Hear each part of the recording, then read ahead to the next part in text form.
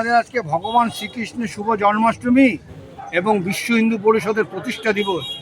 আজকের এই পবিত্র দিনে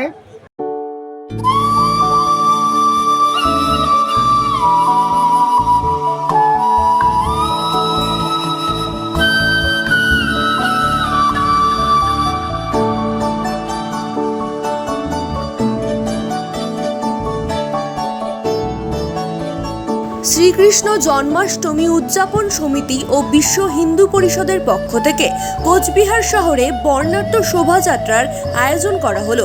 বুধবার এই শোভাযাত্রা শহরের বিভিন্ন পথ পরিক্রমা করে। এই দিনের শোভাযাত্রায় কোচবিহার দক্ষিণ বিধানসভা কেন্দ্রের বিধায়ক নিখিল রঞ্জন দে সহ অন্যান্যরা উপস্থিত ছিলেন।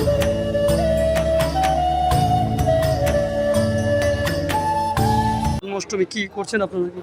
আমাদের আজকে ভগবান শ্রীকৃষ্ণের শুভ জন্মাষ্টমী এবং বিশ্ব হিন্দু পরিষদের প্রতিষ্ঠা দিবস। আজকের এই পবিত্র দিনে ভারত তথা বিশ্বের হিন্দুদেরকে এক ছাতার তলে নেওয়ার জন্য সাধু সন্তদের মার্গদর্শনে আমাদের বিশ্ব হিন্দু পরিষদ আত্মপ্রকাশ ঘটেছিল। তা প্রত্যেক বছর মতন এবছরও আমরা কোচবিহার বিশ্ব হিন্দু পরিষদ শ্রীকৃষ্ণ জন্মাষ্টমী উদযাপন সমিতির পক্ষ থেকে আমরা এখানে আমাদের আনুষ্ঠানিক উদ্বোধন পর্ব মিটে যাওয়ার পরে আমরা শোভাযাত্রা নিয়ে কোচবিহার শহরে বিভিন্ন রাজপথ পরিক্রমার পথে এগিয়ে যাব। কি বার্তা দিচ্ছেন সাধারণ মানুষের প্রতি? সাধারণ মানুষের কাছে একটি বার্তা, আমাদের ভারত হচ্ছে দেবভূমি, পুণ্যভূমি।